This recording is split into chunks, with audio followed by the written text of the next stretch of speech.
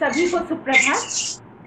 सुप्रभात मैम। आप सभी का गूगल मीट के इस वर्चुअल मंच पर हार्दिक अभिनंदन और स्वागत है। जैसा कि हम सभी जानते हैं कि आज इस वर्चुअल मंच पर हमारा एकत्रित होने का उद्देश्य क्या है।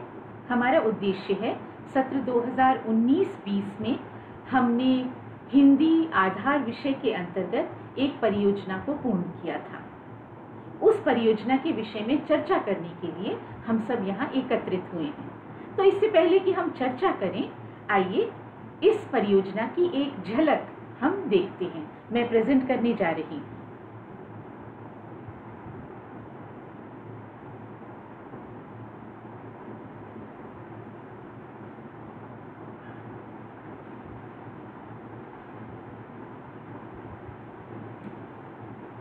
हिंदी आधार विषय के अंतर्गत जिस परियोजना को हमने सत्र 2019-20 में पूर्ण किया, उसका शीर्षक था हिंदी शिक्षण के माध्यम से पर्यावरण जागरूकता का विकास, एक प्रयोगात्मक अध्ययन। बच्चों, अत्यंत हर्ष के साथ मैं आपको ये सूचित कर रही हूँ कि हमारी यह परियोजना अत्यंत सकारात्मक और सफल रही। ये सभी विद्यार्थी जो आपको स्क्रीन पर दिख रहे हैं, इन्होंने अपनी मेहनत से, अपने परिश्रम से, अपनी लगन से इस परियोजना को पूर्ण करने में महती भूमिका निभाई है। आप सभी को बहुत बहुत साधुवाद। जैसा कि हम जानते हैं कि मनुष्य और प्रकृति एक दूसरे पर निर्भर करती है। आंतरिक और पारस्परिक निर्भरता ही पर्यावरण के संतुलन को बनाए रखती है, लेकिन जब जब मनुष्य प्रकृति का दोहन करने लगता है, तब तब प्राकृतिक असंतुलन हो जाता है और इससे मनुष्य को बहुत सारे दुष्परिणाम झेलने पड़ते हैं। चाहे हम राष्ट्रीय पाठ्यचर्या की रूपरेखा 2005 की बात करें या हम राष्ट्रीय पाठ्यचर्या की रूपरेखा 2019 की बात करें, दोनों ही शिक्षा नीतियों के प्रारूपों से पहले दी गई पाठ्यचर्या में प्रकृति और मनुष्य के आपसी संबंध को शिक्षा के क्षेत्र में दिखाना और पुस्तकों में जाहिर करना, ऐसा निर्देश, ऐसा संदेश दिया गया है। इसी को मद्देनजर रखते हुए हमारे विद्यार्थियों ने, जो कि केंद्रीय विद्यालय पूर्वोत्तर रेलवे के विद्यार्थी हैं, इन्होंने पर्यावरण जागरूकता का एक उद्देश्य अपनाया और उसके अंतर्गत अनेक गतिविधियां संपन्न की। प्रस्तुत परियोजना में पर्यावरण शिक्षा को 3 रूपों में विभक्त किया गया।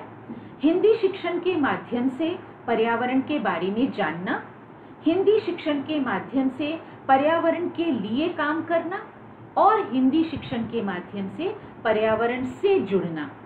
इसके लिए कक्षा 12 की हिंदी आधार की पुस्तक आरोह भाग 2 को लिया गया और इसमें दिए गए पाठों के माध्यम से पर्यावरण के प्रति जागरूकता उत्पन्न करने का और साथ साथ हिंदी भाषा के संवर्धन का कार्य इस परियोजना के अंतर्गत पूर्ण करने का प्रयास किया गया। यह अनुसंधान अत्यधिक महत्वपूर्ण है क्योंकि यह शिक्षकों के लिए, पाठ्यक्रम निर्माताओं के लिए, पुस्तक लेखकों के लिए, शैक्षिक अनुसंधानकर्ताओं के लिए, सामाजिक कार्यकर्ताओं के लिए और समाज के अन्य लोग जिनमें अभिभावक, अन्य विद्यार्थी और स्टाफ के सदस्य आते हैं, उन सब के लिए अत्यधिक महत्वपूर्ण है।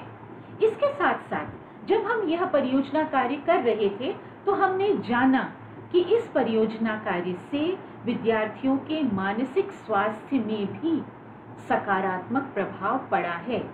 इसलिए हम यह कह सकते हैं कि यह परियोजना, यह शोध संपूर्ण समाज, देश और अंततः पूरे विश्व के लिए असीम महत्व रखता है। हमने इस प्रयोग को पूरा करने के लिए कक्षा 12 की पुस्तक आरोह भाग 2 के कई पाठों को लिया, जिनमें आत्म परिचय, काले मेघा, पानी दे आदि कई पाठ थे। और इस कार्यक्रम को, इस परियोजना को शुरू करने से पहले हमने अन्य शिक्षकों और शिक्षिकाओं से बातचीत की। हमने हिंदी विषय से संबंधित अधिगम के उद्देश्यों के साथ साथ पर्यावरण के विषय में भी और अधिक जागरूकता उत्पन्न करने की गतिविधियों को भी संकलित किया और कई बार हमने इनका स्वयं भी निर्माण किया। समाचार पत्रों में हमारे द्वारा किए गए कार्यों को सराहा गया और हमारे ये जो स्थानीय समाचार पत्र हैं इनमें हमें स्थान भी मिला। और जब हम इस परियोजना के निष्कर्ष पर पहुंचते हैं तो निष्कर्ष पर पहुंचने पर हमें यह पता चला कि यह परियोजना विद्यार्थियों के लिए पर्यावरण जागरूकता के विकास में सक्षम है ही, साथ ही साथ हिंदी भाषा के विकास में भी इसने अपनी महती भूमिका निभाई और जैसा कि मैं पहले कह चुकी हूँ, मानसिक स्वास्थ्य के संतुलन में भी इस परियोजना ने कार्य किया। और इस परियोजना के महत्व को देखते हुए 91.1 FM ने इस परियोजना के अंतर्गत किए जा रहे प्रयासों को पंचम होटल में हम सबको बुलाकर विद्यार्थियों को और शोधकर्त्री यानी मैं मीता गुप्ता हम सबको बुलाकर हमारा सम्मान किया। आप YouTube के इस लिंक से इस कार्यक्रम का प्रसारण भी देख सकते हैं। तो अंत में मैं यही कहना चाहूँगी, जिन विद्यार्थियों ने इस परियोजना में भाग लिया उन्होंने बहुत प्यार से इस परियोजना में भाग लेते हुए अनुशासन को बनाए रखा, अपने सभी कार्य को समय से पूरा किया। इसके लिए मैं उनको धन्यवाद देती हूँ। मैं धन्यवाद देती हूँ डॉक्टर अपर्णा सक्सेना अपनी विद्यालय की प्राचार्य को, जिन्होंने इस परियोजना को पूरा करने में बहुत हमारा मार्गदर्शन भी किया और हमें प्रोत्साहित किया। साथ ही साथ मैं सब विद्यालय के सभी विद्यार्थियों, सभी शिक्षकों, सभी कर्मचारियों को अपने बच्चों की ओर से और अपनी ओर से हार्दिक धन्यवाद देती हूँ। अब हम शुरू करते हैं अपने प्रश्नों का सिलसिला, जिसमें मैं आपसे इस परियोजना के विषय में पूछने जा रही हूँ। आशा है आप तैयार होंगे और आप इस परियोजना से जुड़े जो मेरे प्रश्न मैं जो पूछने जा रही हूँ आपसे उनको बताने के लिए सक्षम होंगे। तो मेरा पहला प्रश्न वेदिका से है। वेदिका, ये बताइए कि आपको जब पहली बार पता चला कि एक परियोजना बनाई जा रही है और आपको उसमें भाग लेना है तो आपको कैसा लगा? जब मुझे पता चला कि मुझे इस परियोजना का हिस्सा बनाया जा रहा है तो मैं बहुत ज़्यादा खुश थी, क्योंकि ऐसा कार्य है जिसके द्वारा हम समाज में जागरूकता फैला रहे हैं। इसके जरिए हम इसका महत्व जान पा रहे हैं, खुद भी जान पा रहे हैं और लोगों को समझा पा रहे हैं। इस परियोजना के दौरान मैंने बहुत सी ऐसी चीजें करी जो मैंने कभी नहीं की थी, जैसे पौधों को गोद लेना, उससे नाम लेना। तो मेरा बहुत अच्छे। वेदिका, जब शहर के 91.1 FM ने हमारी इस परियोजना को सम्मानित किया था, आप उस कार्यक्रम में थी, तो वहां पहुंचकर आपको कैसा लगा?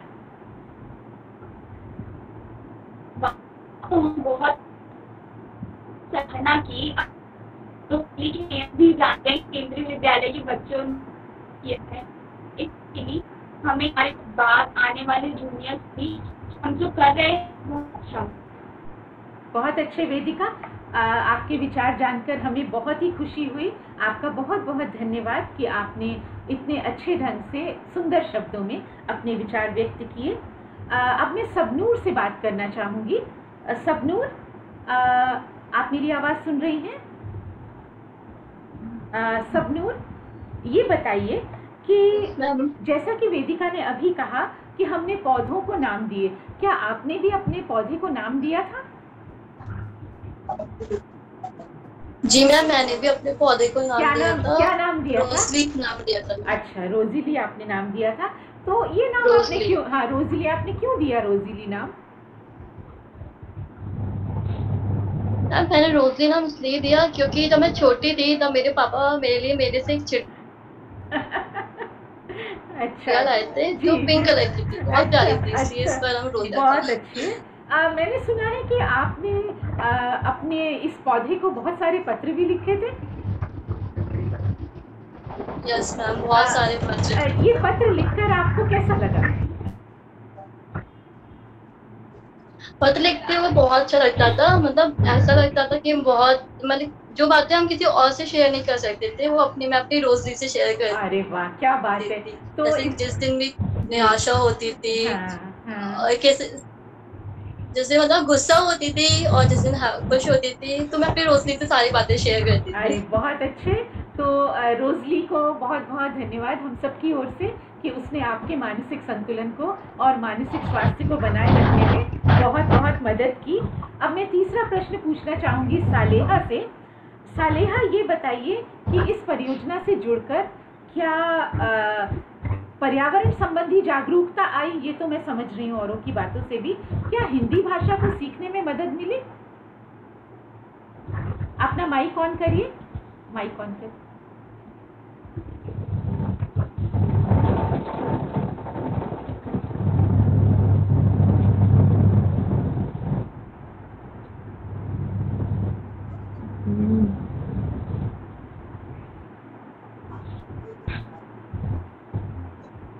चलिए हम अगले प्रश्न की ओर चलते हैं। सालिहा, आप तब तक अपने देखिए माइक को ऑन करके। तो हमारा अगला प्रश्न है पंकज से। पंकज, पर्यावरण के संरक्षण के विषय में आप अपने विचार बताएं, और ये भी बताएं कि व्यक्तिगत तौर पर आप तो काफ़ी कुछ करते रहे हैं, जो कि मैंने देखा है काम आपका। इस परियोजना से जुड़ने के बाद आपके इस कार्य में कैसे बढ़ोतरी हुई और आपने और क्या किया? मैम, जब मैं इस परियोजना से जुड़ा तब मुझे पता चला कि पर्यावरण कितना जरूरी है हमारे लिए। ये पेड़ पौधे नदियां हमें क्या क्या देते हैं। और जब मैं इस परियोजना से जुड़ा था, उसी समय मुझे ग्रेटा के बारे में पढ़ने को मिला था। वो एक स्वीडिश पर्यावरणविद हैं। मैंने देखा, जब मैंने उनके बारे में पढ़ा तो पता चला वे हमारी उम्र की है। तो जब हमारी उम्र की एक लड़की जब इतना सारा काम कर सकती है, तो मैं क्या छोटा सा योगदान नहीं दे सकता? तो मैं भी आगे बढ़ गया। मैंने भी आगे आया, और फिर से मैंने भी एक पौधा लगाया है। अच्छा। और फिर जी मैम, और फिर जब मैंने गंगा के देखा कि गंगा की किस तरह से गंदगी फैली हुई है, तो फिर मैंने गंगा की पवित्रता के ऊपर एक कविता लिखी थी कि गंगा कितनी पवित्र है, उसका भी संरक्षण जरूरी है, क्योंकि वो भी हमारे पर्यावरण का ही हिस्सा है। मेरे ख्याल से ये कविता आपकी प्रतिलिपि पर है। जी मैम। हाँ, बहुत अच्छे, बहुत बहुत बधाई आपको, साधुवाद आपको। हम वापस चलते हैं सालेहा के पास। सालेहा का माइक ऑन हो गया है। हाँ जी, बताएं सालेहा। मैं प्रश्न दोहराऊं या आपको समझ आ गया था? मैम आ गया। हाँ, बताइए, उत्तर दीजिए। मैम, हमारी परियोजना से हमें हिंदी भाषा को समझने में और ज़्यादा मदद मिली, क्योंकि जिस तरह हमने अपने सारे काम हिंदी में किए थे, तो हमें हिंदी भाषा को और अच्छे से समझा, और सारे पत्र हमने अपने पेड़ को अपनी हिंदी भाषा में लिख के दिए, और अपनी सारी परियोजना के काम हमने हिंदी में किए। बहुत अच्छे, बहुत बढ़िया। और आप सोचती हैं कि आप जितनी हिंदी आपने यहाँ सीखी उसको और आगे बढ़ाएंगी और कुछ लिखती रहेंगी हमेशा? Yes ma'am. चलिए, हमें आपसे बहुत उम्मीदें हैं और ईश्वर आपको बहुत उज्जवल भविष्य दे। इसके साथ हम अगले प्रश्न की ओर चलते हैं। हमारा अगला प्रश्न है ऋचा से। ऋचा, परियोजना के अंतर्गत आपको कोई शब्द दिया गया था? जी मैम, मुझे एक शब्द दिया गया था, जो कि शब्द था तिनका। और मैम, मैंने इस शब्द के 2 पर्यायवाची लिखे, और उसके बाद मैम इसी शब्द पर मैंने इस शब्द की जो विशेषता है, जैसे एक तिनका कितना महत्वपूर्ण होता है हमारे लिए, वैसे उसका जो रूप होता है वो एक छोटा सा होता है, पर वो कितना महत्वपूर्ण होता है इस पर्यावरण के लिए, वो मैम हमने उसमें लिखा था। और ऐसा भी एक आपने कार्य किया था जिसमें एक कहानी दी गई थी पर्यावरण से संबंधित। जी मैम। उसमें कारक कुछ? जी मैम। हाँ जी जी।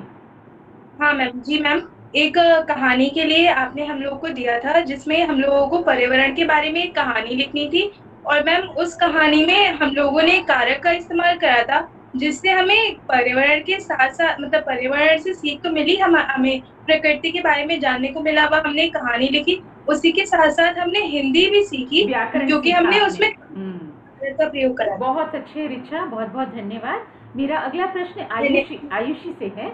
आयुषी, ये बताइए, आप तो परियोजना से जुड़ गए, आपने प्रकृति और पर्यावरण के संरक्षण के बारे में सीखा। क्या आपके परिवार ने भी आपसे कुछ सीखा, या आपके कार्य से प्रोत्साहित हुए वे भी?